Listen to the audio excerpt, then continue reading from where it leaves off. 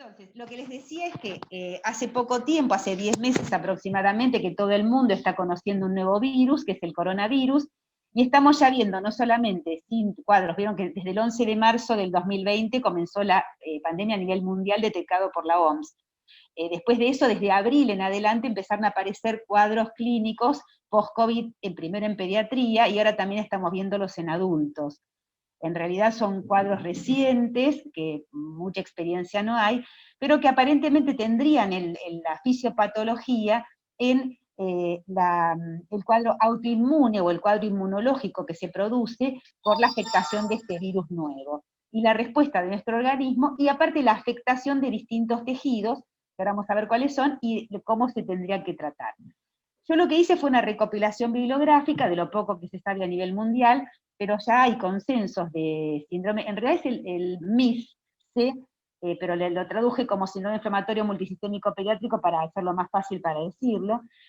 Hay consensos a nivel mundial, hay un consenso que tiene 1032 casos, creo que son en total, y hay otro consenso de otra búsqueda, otra revisión bibliográfica con menos cantidad de casos.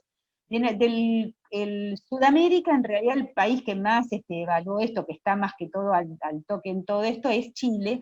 El doctor Ulloa y hay gente del Hospital Maquena, en realidad son gente que están ya preparados, ya han visto más de 100 casos, y han visto varios por semana. Nosotros en realidad seguramente tenemos más de 50 casos ya entre privado y público, pero en realidad son pocas la forma también, es difícil de denunciar este síndrome, porque no existe forma de denuncia epidemiológica, no lo tenemos todavía cargado, aunque el Ministerio de Salud de la Nación lo tomó y lo está aplicando en la parte del diagnóstico de caso. En realidad en el post-COVID no existe una forma de ponerlo en el CISA como para que todo el mundo denuncie estos casos. Entonces a lo mejor uno tiene 3 acá, 2 allá, 1 arriba. Tenemos más o menos a nivel de notificación de sociedades científicas internamente, había hasta la semana pasada más de 15 casos en pediatría, y empezaron a haber más de 5 casos o 10 casos en adultos, pero esos son los que nosotros nos referencian porque tenemos contactos, pero no es porque estén todos en un lugar recopilados. Bueno, entonces la sigla, esto está traducido, en realidad lo puse así para que todos lo entendamos, en realidad es Multisystemic Inflammatory Syndrome, y temporalmente asociado al COVID-19.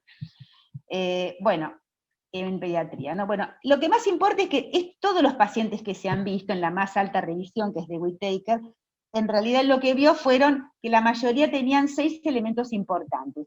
Primero, que era la edad pediátrica, vamos a ver ahora las dos definiciones, tanto la de la OMS como la del CDC de Estados Unidos, que es muy similar del Royal College de Reumatología, que tienen diferencias muy, muy pequeñitas, pero que existen, pero lo más importante es que tienen edad pediátrica, una fiebre persistente, marcadores inflamatorios en el laboratorio, signos y síntomas de disfunción orgánica de todos los sistemas del organismo, no fundamentalmente cardiovascular, pero también existe abdominal, neurológico, respiratorio, descarte, por supuesto, de otras patologías y otros diagnósticos, de acuerdo a los exámenes de laboratorio que cada uno le quiera hacer, y relación temporal con el COVID-19. ¿Esto por qué digo temporal? Porque hay uno de los síndromes que se llama tormenta de citoquinas, que en realidad el paciente ingresa en estado de shock, y a veces, eso es lo que también se está cuestionando a nivel mundial, no se sabe si esto es el paciente que tuvo los síntomas de comienzo de infección en forma leve, y que sigue la inflamación, y aparecen los síntomas del cuadro persistente inflamatorio a las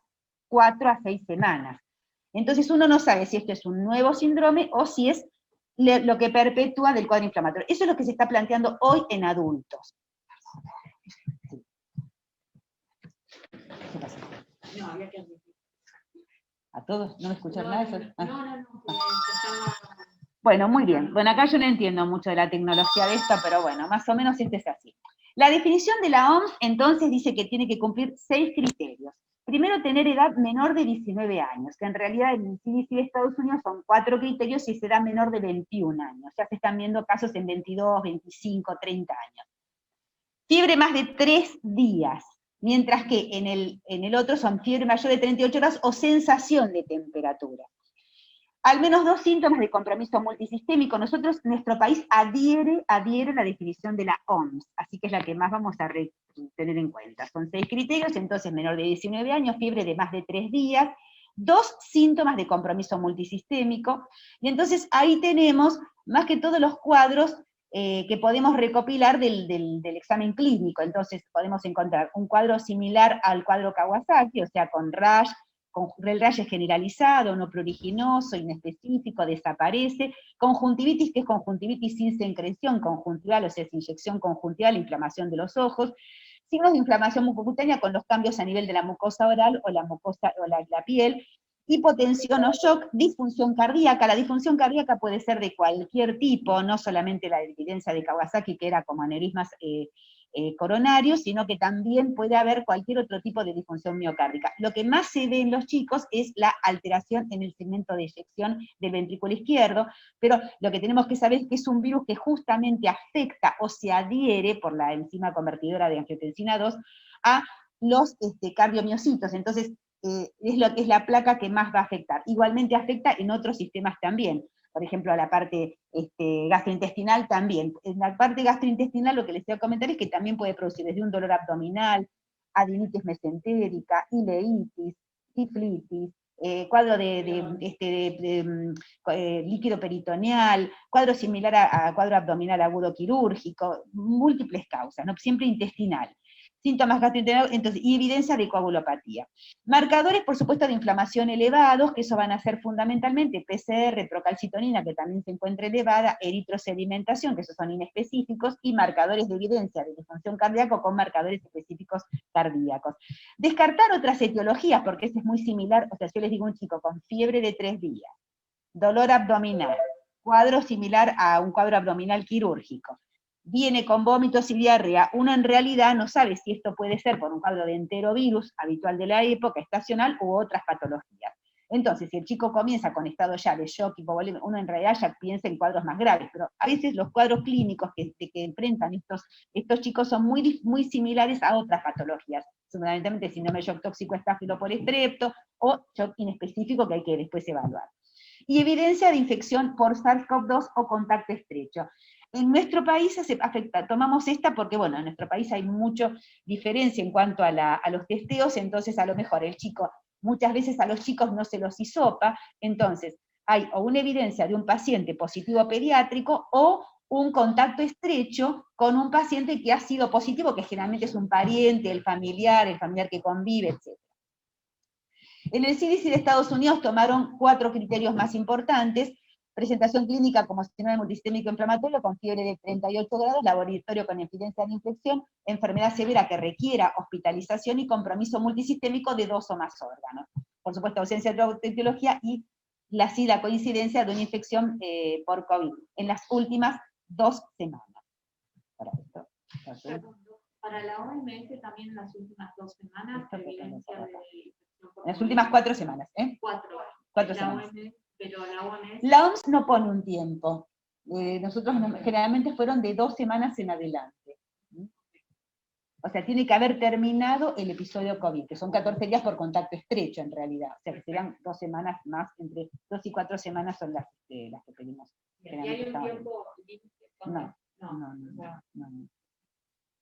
Bueno, entonces, el síndrome, Whitaker, que es el que hizo la recopilación de muchos más pacientes y que se hicieron un consenso sobre esto a nivel mundial, lo divide en 3 tipos de infección, 3 tipos de cuadros clínicos.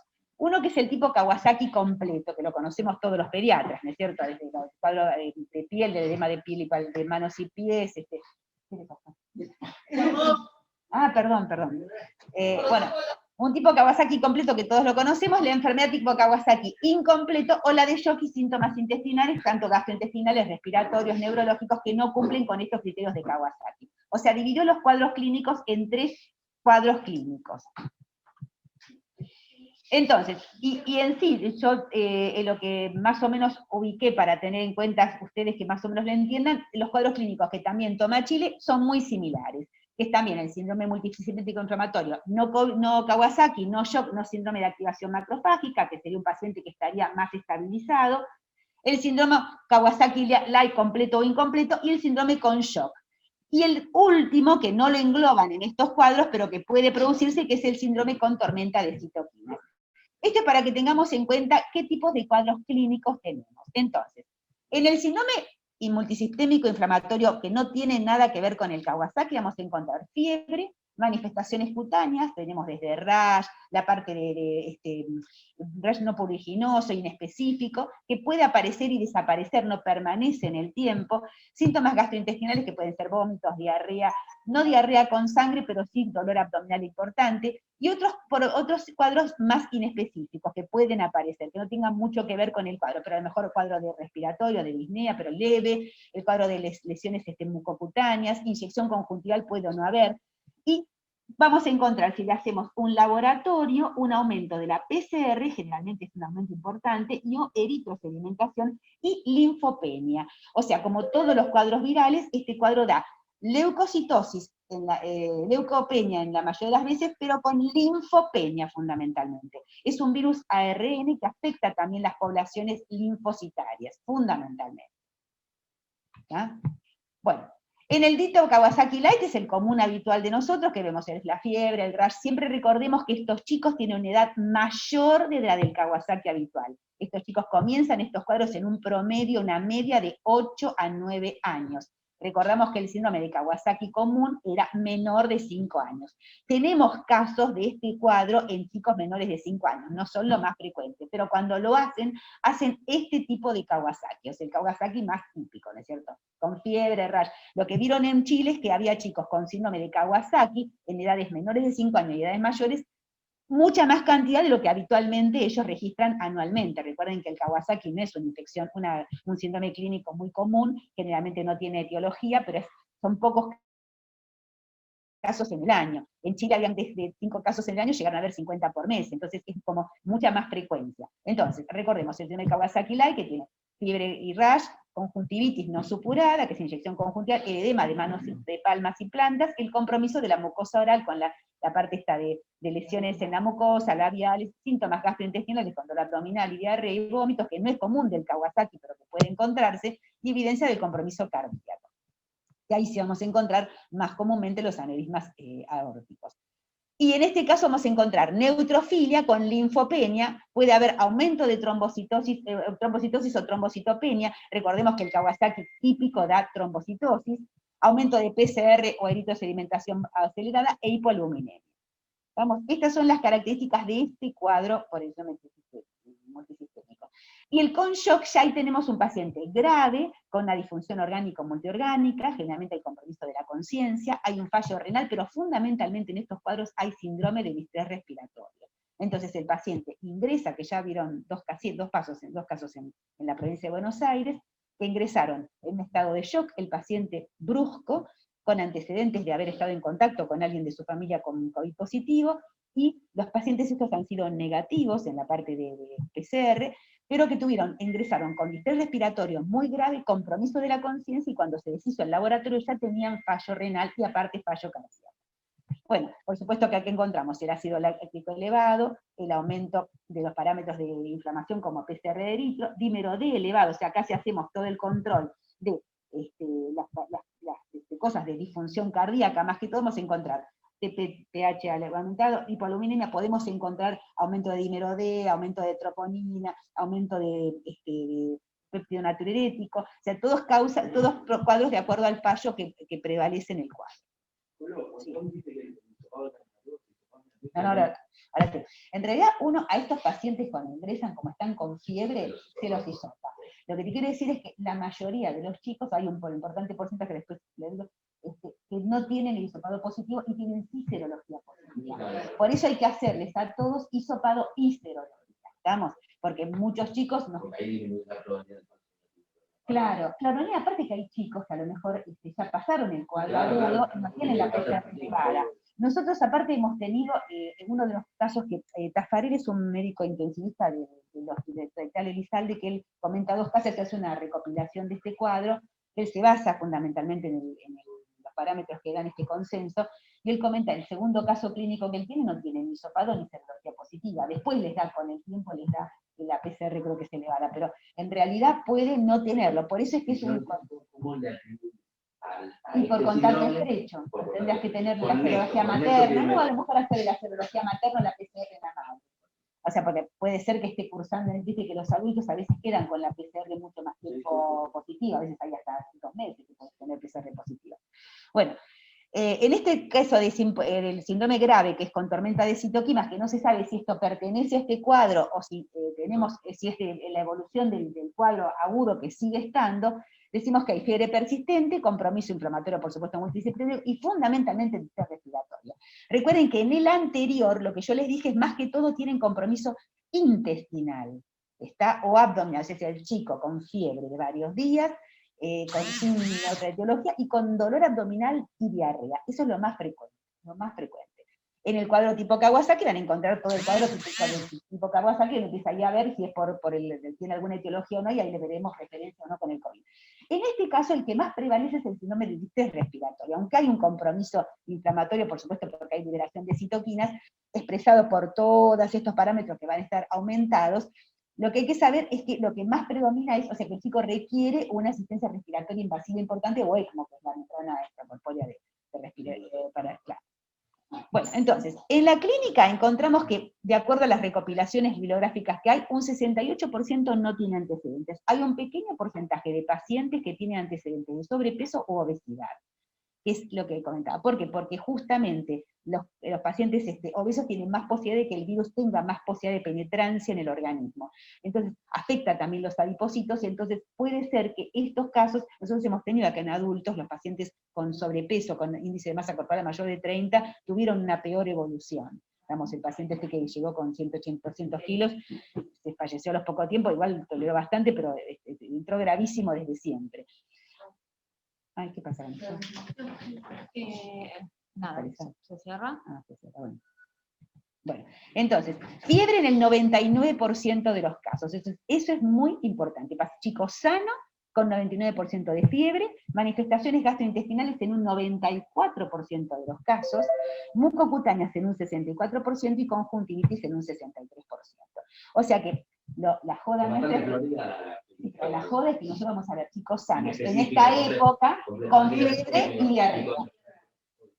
Pero la condición, digamos, es que el episodio febril, o sea, la fiebre tiene que ser más de 3 días. Más de 3 días, exactamente, exactamente. Y siempre preguntar contacto con COVID. Vamos, si fue positivo, si tuvo contacto con COVID.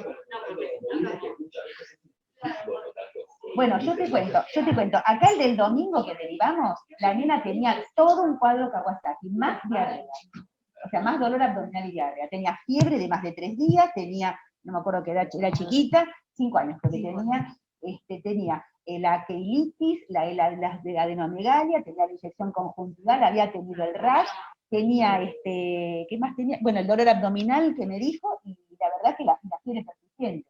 Entonces, si vos, me parece que lo único que le faltaba era el edema de manos y de palmas, que en realidad no son que puede darte el Kawasaki incompleto. Entonces, cuando le hicieron, tenía todos los parámetros elevados, y aparte la hisopado dio negativo, me parece, ¿no? Y la serología dio positivo. Igual, a los fines prácticos, llegar a la causa epidemiológica es epidemiológico. Claro,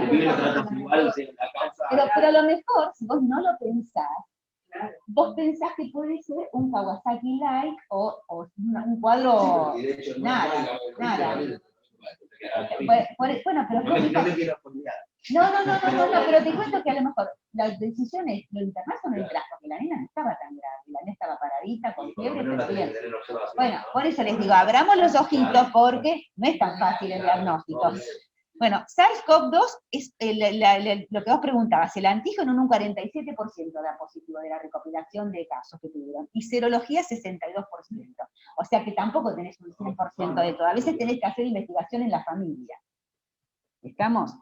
Entonces, ¿y qué hacemos con estos pacientes entonces? La primera línea, que lo que indican en Chile es esto: solicitar en sospecha clínica de este síndrome, hospitalizar para observación. Uno primero tiene que pensar de acuerdo a qué cuadro clínico tienen. hacer hemograma, bueno, parámetros de referencia importantes, la PCR, las pruebas de coagulación, bueno, todos los análisis de ferritina, etcétera, esto para descartar inflamación, esto también inflamación, fibrinógeno para alguna alteración coagulopática, albúmina no es necesario pedirlo urgentemente, esto sí lo podemos hacer, y si no la serología, descarte de otros focos, entonces vamos a hacer hemocultivo, surocultivo, la parte de panel respiratorio, si tiene cuadro respiratorio, cuadro virológico para bacteria fecal, coprocultivo, etcétera. Y también a lo mejor necesitamos la consulta con cardiología, si nos da alguna cosa elevada, vamos a necesitar a lo mejor una ecografía abdominal, las serologías para otros gérmenes, etcétera. ¿Sí? Ah, perdón, perdón. Bueno, solicitar entonces, ante el cuadro confirmado, o única sospecha, si uno descarta las otras cosas, ¿qué vamos a hacer? Vamos a hacer la función cardíaca con un electrocardiograma, por supuesto la consulta cardiológica, el ecocardio, el péptido natriurético, que es una de lo que tiene de aumento cuando hay injuria miocárdica típica, la troponina también, cuando hay más que todo episodios de isquemia, fundamentalmente miocárdica, función renal, como siempre, función hepática y función pancreática y otros según clínica.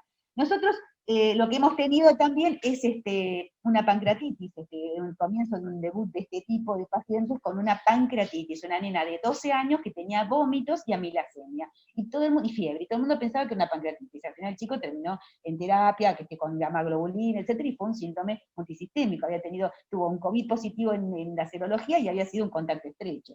O sea que son cuadros que pueden tener otras etiologías, otras formas de clínica.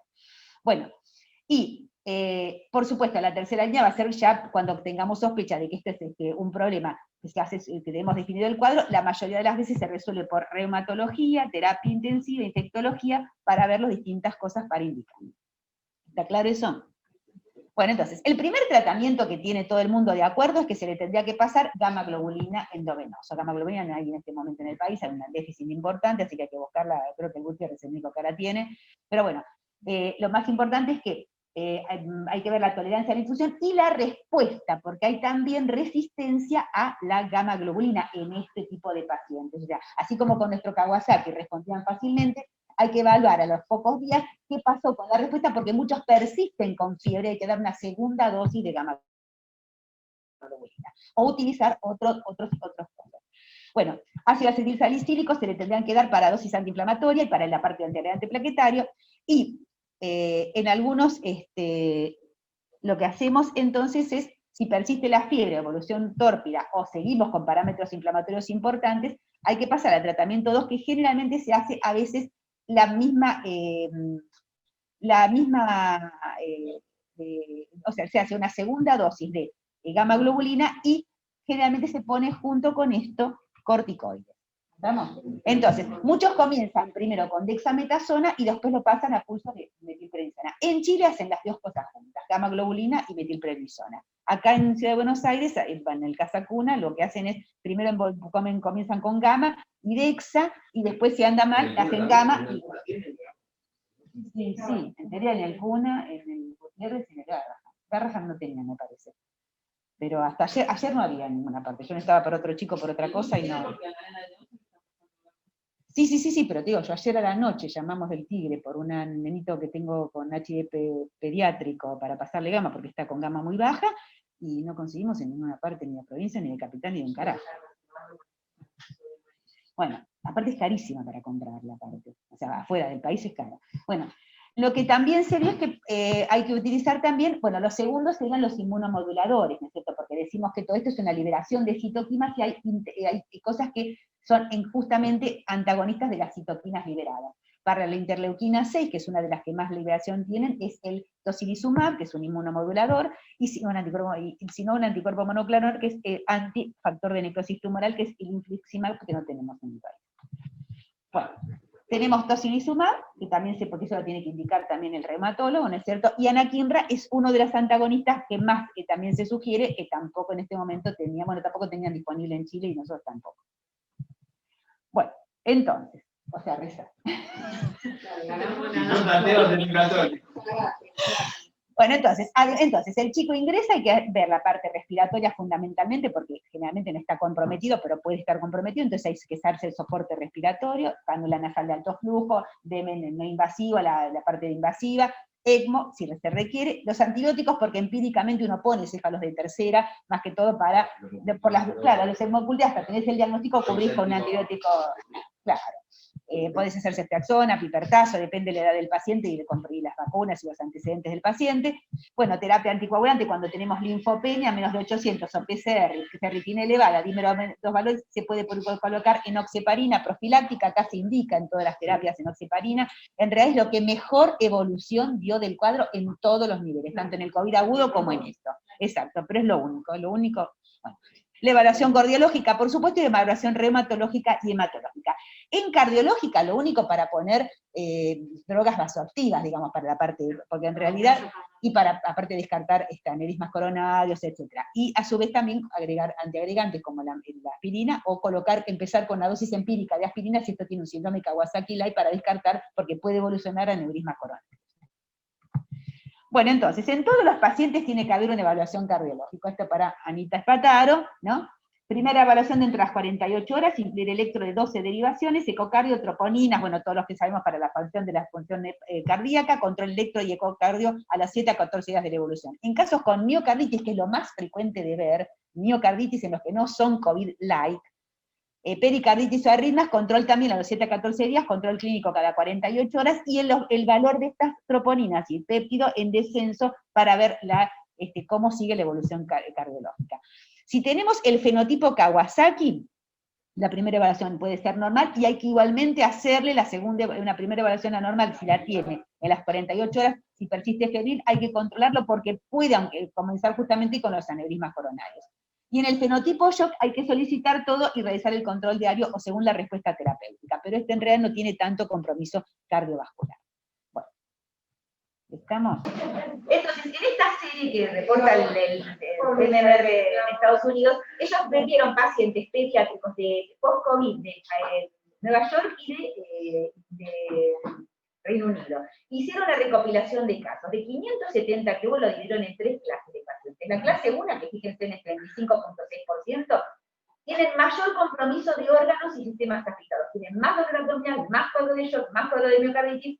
Por supuesto que tienen linfopenia, tienen PCR elevada. Recuerden que la PCR es uno de los parámetros que generalmente siempre se esté elevado, más de 250, no una elevación chiquitita.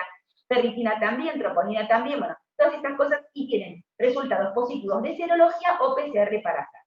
La clase 2, se dieron 29.5%, afectación del sistema respiratorio, con mayor posibilidad, sin serología positiva y con mayor letalidad. Este es el que afecta fundamentalmente cuadros de shock con compromiso respiratorio. Este es el más grave dentro de los graves de este cuadro. Y la última clase, el 34.7%, son niños de menor edad, menores de 6 de 8 años, mayor exantema y lesiones mucocutáneas más similares a la enfermedad de Kawasaki completa. O sea, tenemos que saber entonces, la mayoría tienen un pequeño porcentaje, 35% digamos, tuvieron tipos similares a la enfermedad de Kawasaki completa. Estos anduvieron bien con gamma globulina, se los controló, se les puso generalmente enoxeparina, se los controló con cardiología, etc. Generalmente se van con aspirina, con descenso a veces de corticoides, etc.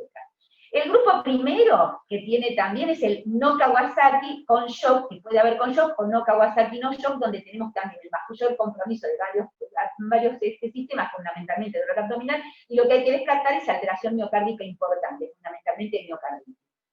Y el tercero es el que son más chiquititos, donde tienen más posibilidades, tienen más lesiones mucosas, y el segundo, que es el más importante, es el que tiene gran cuadro de cuadro respiratorio. En esos tienen mayor mortalidad. La mortalidad completa es 1.7% en todas partes de lo que se vive en todo el mundo, ¿no? Que pero tiene una, ahí, no está tampoco tan bajo. Y recuerden entonces,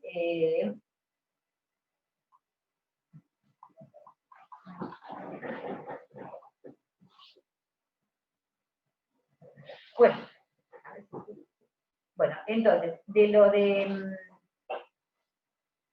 de de lo inmunomodulador se los puse, pero en realidad para que lo sepan, que bueno, que los corticoides, cuáles se utilizan, la gamma globulina también cómo se utiliza, el tocilizumab sí existe en el país, pero bueno, un poco lo que están usando, cómo se utiliza, y la anakinra no se utiliza. Y esto es, bueno, se ve más o menos, pero es lo que hacen en Casa Cuna, lo que tomaron del consenso de reumatología, donde en todo caso vemos todos los síntomas, ¿no es cierto? La exclusión de cualquier otra causa, y la tenemos SARS-CoV-PCR positiva o negativa, pero siempre también tenemos que hacerle serología. En esto le vamos a hacer el hemograma, las proteínas C reactivas, que recuerden que va a haber linfopenia, fundamentalmente la proteína C reactiva elevada, compromiso no del riñón con urea y creatinina alterados, electrolitos, el hepatograma también hay que controlarlo. Le vamos a hacer también todo un control con troponina, etcétera, LDH también, y le vamos a sacar también la serología para SARS-CoV-2, igual que el hisopado, o sea que en estos chicos también tenemos que sacarles hisopado. Hemocultivo, urocultivo, por supuesto el panel respiratorio, si el chico tiene un cuadro respiratorio para descartar inmunofluorescencia, por inmunopresencia de los gérmenes, evaluar la función lumbar, si tiene un cuadro de encefalitis, electrocardiograma en 12 derivaciones, lo que hemos dicho del control cardiológico, la placa de tórax y el ecocardiograma. La consulta va a ser con todos estos servicios, ¿no es cierto? Y en primera línea vamos a ponerle, entonces, endovenosa la gamma globulina, 2 gramos por kilo en 12 horas, segunda dosis, sin respuesta o respuesta parcial, habría que hacer una segunda dosis. Lo que más vamos a tener indicación de hacer de gamma globulina endovenosa es la normalidad de la arteria coronaria con el síndrome de shock tóxico, evidencia de enfermedad progresiva y fiebre de más de 5 días. Esa es la indicación absoluta de endovenoso de gamma globulina.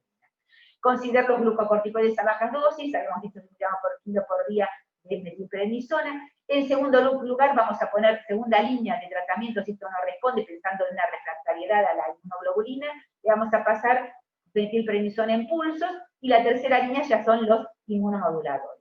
Y en todos los chicos mayores de 12 años debemos hacer, por supuesto, medidas de control, aspirina, por supuesto, la parte de trombocitosis, hasta normalización de las plaquetas y arterias coronarias normales, más de 4 de como hacemos en el Kawasaki, y también con aneurismas por coronario.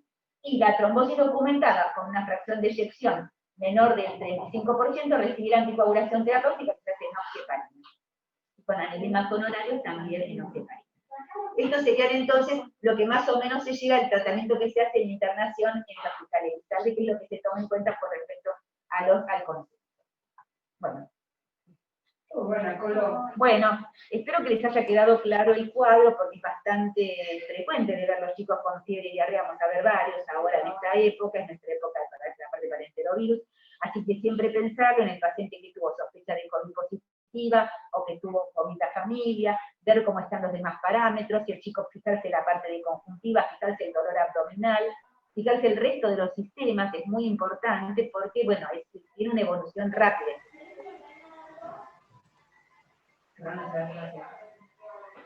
¿Alguna pregunta? Chicos, ¿alguna pregunta? Sí, yo tenía una pregunta. Sí. Doc, bueno, no, lo que quiero es comentar, yo vi un paciente con el menor de 1 año, con diagnóstico de COVID positivo, que quedó internado por ser menor de 12 meses. El paciente estaba clínicamente estable, con registros febriles aislados, con una curva térmica que fue mejorando hacia el 5.º día de internación. Al 5.º día, ya el paciente con casi 24 horas afebril, inicia con dificultad respiratoria, y se coloca una cánula con oxígeno aportando 2 litros, y a las 6-8 horas de iniciar con la oxigenoterapia, se complicó mucho más, terminó pasando a terapia. Yo después ya obviamente no lo seguí más al paciente y no lo vi. Mi pregunta es, este paciente tenía, inicia su complicación al 5.º día, teniendo en cuenta, digamos, lo que nos marcó al principio sobre el tiempo de evolución.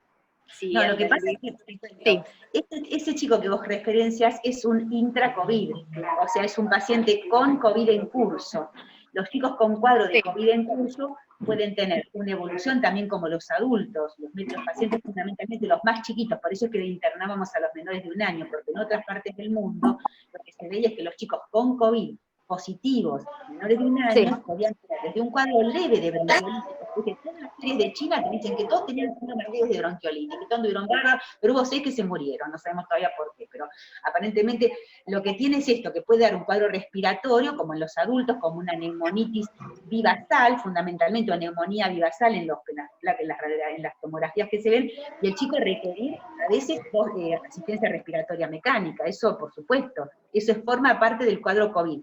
Esto que nosotros hablamos ahora es el post-COVID, o sea, el chico que se va a su casa, perfecto, muchos con síntomas leves o asintomáticos, muchos que han sido nexo epidemiológico y nadie los controló, porque como fueron nexo epidemiológico nadie los fue ni a ver, y el chico después de eso, entre 2 y 4 semanas, del cuadro de COVID, ¿viste? Cuando vos le das alta epidemiológica a los 14 días del contacto con el caso positivo, Sí. y ahí con 2 semanas, 4 semanas, y pueden aparecer con estos síntomas, empezar nuevamente con fiebre, ahí empezar con dolor abdominal, empezar con fiebre persistente más de 3 días, empezar con cuadros, si empiezan con dolor abdominal y cuadro de fiebre, y aparte, cuadro de dolor abdominal, diarrea o cuadro de intoxicación, hay que verlo, porque este es el cuadro, el síndrome inflamatorio post-COVID.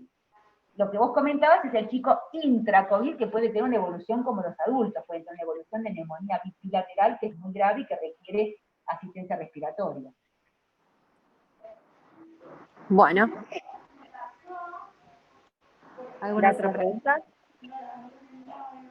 Doc, me parece que para lo que se va a pedir en controles externos para el seguimiento de los pacientes con COVID, no estaba integrado en el perfil los triglicéridos. ¿Te parece que es importante que no? Mira, y ahí en realidad lo que más importaría sería ver primero cómo es el chico, digamos, viste que yo te dije acá que en realidad uno pide triglicéridos porque en realidad la obesidad y el sobrepeso son los cuadros que tienen mayor gravedad en la afectación del virus, tanto intra-COVID como post-COVID. Entonces, lo que hay que ver es esto, que no pedirlo así, porque sí, podés pedirlo vos si querés, no hay problema total, forma parte del hepatograma completo, el lipidograma. Pero en estos pacientes, yo lo haría en los pacientes que tienen sobrepeso o algún antecedente personal previo. Ok, buenísimo. Pero podés integrarlo y ahí si vos querés, no hay problema, o sea, no es un gasto importante para el hospital hacer un lipidograma a un chico. Lo que no me acordaba que estaba integrado en el hepatograma del lipidograma. Claro, por eso lo podés hacer o sea, lo podés específicamente pedir, pero por algún antecedente si querés, o en alguna edad, si querés en un rango etario, a lo mejor en púberes o en adolescentes, que a lo mejor son los chicos que ahí vamos a tener con más cosas de alteraciones lipídicas, ¿no? Porque tienen una dieta distinta. ¿Alguna otra Buenísimo, consulta? Doc, muchas gracias.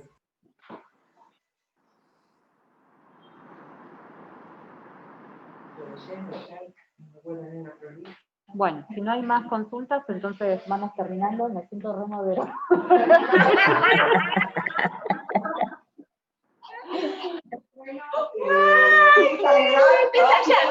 Le agradecemos mucho a la doctora Ferrucci. Bueno, alguna duda, chicas, que si le da alguna pregunta, vos alguna pregunta, pero entendieron, ¿no? Que es un cuadro que hay que tenerlo bien presente con todas las alarmitas puestas, porque nos pueden pasar Vamos a poner la cámara, así la ven. Bueno, anda. ¿Alguna pregunta, chicos? Acá una consulta. ¿Qué cosa? Bueno, la notificación en realidad es un problema. Una pregunta más. Integramos en el sistema, pero Preguntó. podemos denunciarlo a nivel de sociedades científicas, a ver recopilaciones de casos, como pasa también con otras infecciones que al principio no se les daba tanto, y después se ubicó dentro de la... Yo me tengo que fijar y ya lo pusieron, porque hasta la semana pasada no estaba. ¿Qué pregunta? Sí. Yo, Doc, los pacientes que tienen diagnóstico en pediatría, digo, que en general no suelen ser pacientes que se complican, por lo que se sabe hasta ahora, ¿no? Digamos, cuando el diagnóstico se hace, como en el caso de este paciente yo comentaba, a este paciente se lo hisopa no porque inicia con clínica como para sospechar que tiene un COVID, sino por nexo, ¿sí? Tenía la abuela que había sido diagnosticada, la madre había iniciado con síntomas, se hisopan a los padres y a él se lo hisopa sin clínica, él inicia con la clínica posteriormente. Nunca se hizo, ahora, pensando, digo, nunca se le tomaron serologías al paciente, se hizo solamente el hisopado, y el diagnóstico fue por el hisopado. Digo, ¿cómo saber que este paciente nos llevaba más tiempo cursando esto? Porque la verdad que fue un caso que nos sorprendió a todos, fue valorado por más de 10 médicos, y paciente que estaba clínicamente estable, prácticamente... Analía, discúlpame, cuando uno habla de paciente con COVID, es el positivo con hisopado positivo o el que tiene un nexo epidemiológico. Nosotros cuando hablamos de nexo epidemiológico con convivencia con pacientes positivos, aunque ese chico sea negativo, forma parte para nosotros es un positivo. ¿Entendés? Uno no le dice, no, vos sos nexo epidemiológico y sos negativo. No, uno lo considera nexo epidemiológico y lo toma como sospecha de COVID. En realidad, para la epidemiología no es que haya positivos y negativos, son detectables o no detectables, y en realidad todos son sospecha de COVID.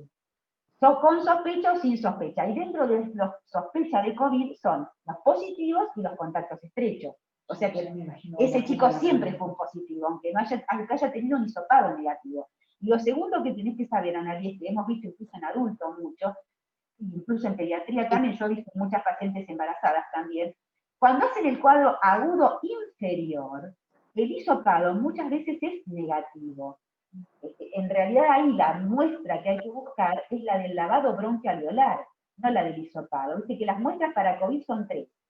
Aspirado nasofaringio, hisopado nasofaringio y lavado bronquialveolar. O sea que si vos tenés un chico con un componente inferior, la mayor destaque viral va a ser en el lavado bronquialveolar.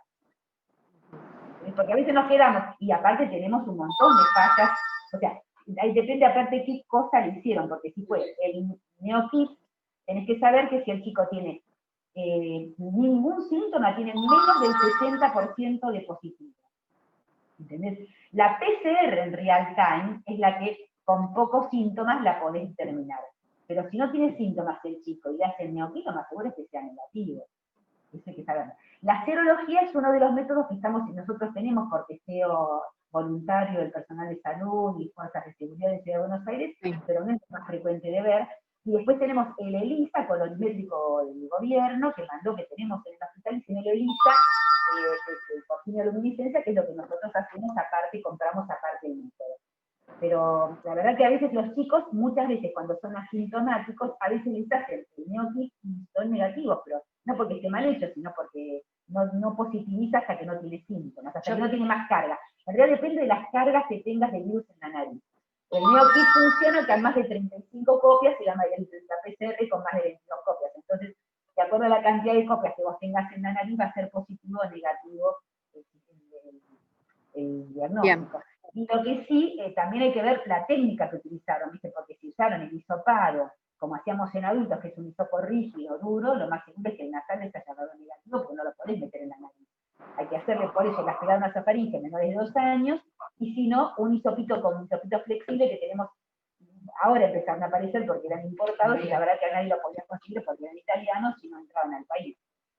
Pero para tener en cuenta eso, que justamente uno tiene que seguir controlando los hilos. El desafío actual de todo el mundo es no solamente controlar el intra-COVID, sino controlar qué pasa con los pacientes pediátricos y adultos post-COVID.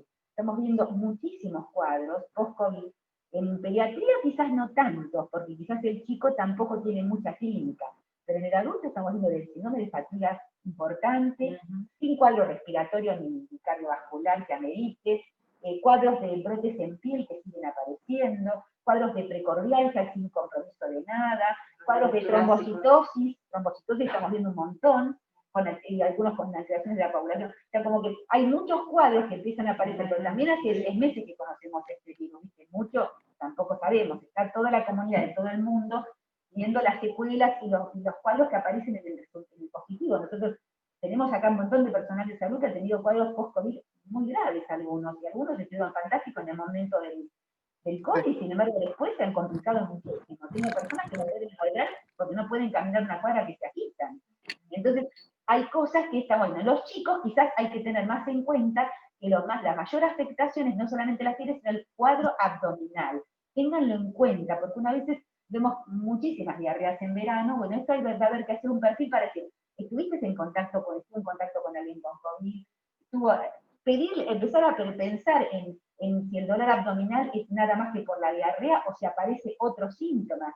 El cuadro abdominal es muy importante, puede dar hasta dolor tipo pancreático, tipo adenitis mesentérica, o sea, son cuadros que los chicos tienen mucho dolor. Y algunos hospitalizarlos o tenerlos muy cerca en control, porque también se pueden descompensar muy rápidamente. ¿Alguna otra pregunta? Bueno, clarísimo, gracias.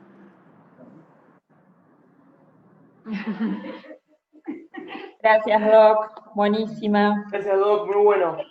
Los extraño también, ahí también. Les extraño, como Les extrañe. Les extrañe.